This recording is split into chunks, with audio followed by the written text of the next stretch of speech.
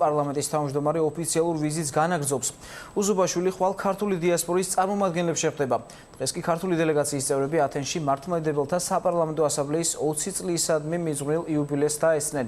ჩემი კოლეგა კეთი ლაცაბიძე იმყოფება ათენში და ის საიუბილეო სხდომის შესახებ გვიამბობს.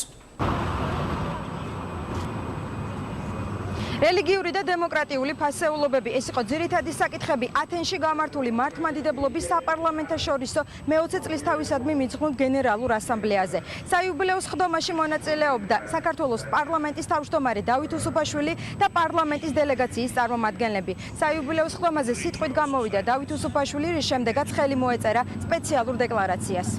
ჩვენ ხელი მოვაწერეთ დეკლარაციას, რომელშიც ასახულია ის ღირებულებები, რასაც მართლმადიდებლური ქრისტიანული მოძღვრება საუკუნეების განმავლობაში გვასწავლის. მე მიმართე ასამბლეას წინადადებით, რომ 2015 წელს თბილისში ჩატარდეს საპარლამენტო ასამბლეის შემდეგი სხდომა.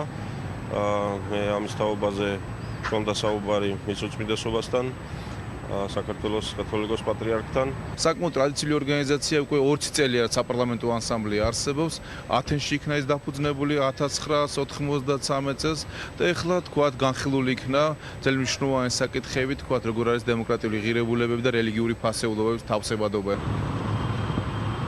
საბერძნეთში ოფიციალური ვიზიტის ფარგლებში დავით უსუფაშვილმა შეხვედრა გამართა ბერძენ კოლეგასთან, ასევე აუდიენცია შედგა სერბეთის პარლამენტის თავმჯდომარის მოადგილესთანაც.